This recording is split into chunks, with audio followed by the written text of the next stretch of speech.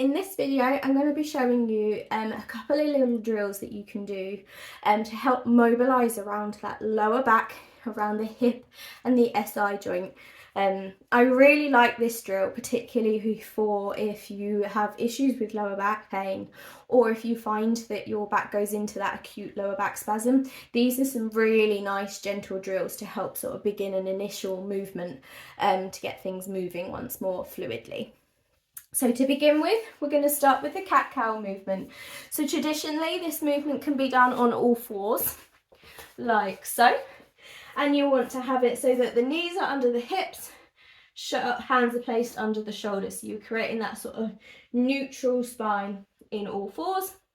And then all you're going to do is drop tummy down towards the floor, tilting that pelvis up to the ceiling, looking up with the head. So you're creating the flexed position like so, and then you'll gently tuck tailbone between the legs, arching through the back, chucking the chin to chest, and you can gently work back and forth between these two positions. So that's the original cat-cow position. If you're finding that this is quite an intense stretch for the lower back, or that the movements for lower back and the hip in particular have become restricted due to pain or just general movement, what you can do is reverse this position and do it on your back.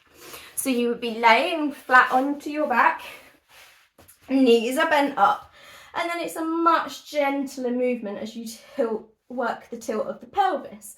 So all you would do is arch the back, tilt that pelvis forward, so you're creating that up dipping motion, laying on the back, and then you tuck that tailbone, pushing the back down into the floor to create the arch the other way. So you're creating that tilt movement of the lower back, laying flat on your back. And that's a nice gentle modification, which I find helps to get that lower back moving. The second movement that I often suggest people to do if they're struggling with this lower back sort of pain or movement through this area and are restricted is a hip hitching movement. So it's creating that tilting movement of the lower back. So laying flat as you are, keeping the back flat on the ground, what you're going to do is draw that hip up towards the armpits. You're creating that hitch up, which will create the other side to drop down. So you're compressing on one side and stretching the other.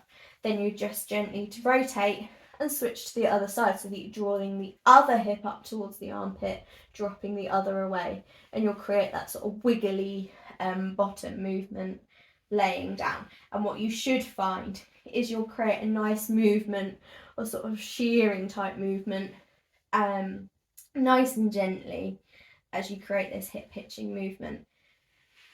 You can also do it in the all fours movements that we were in originally. It would be looking like so. So you'd create more of a bend as you're essentially shaking your tail a bit like a doggy. See how you get on with those gentle movements to kind of get the back mobilising, flowing its movements better. But any questions, let us know.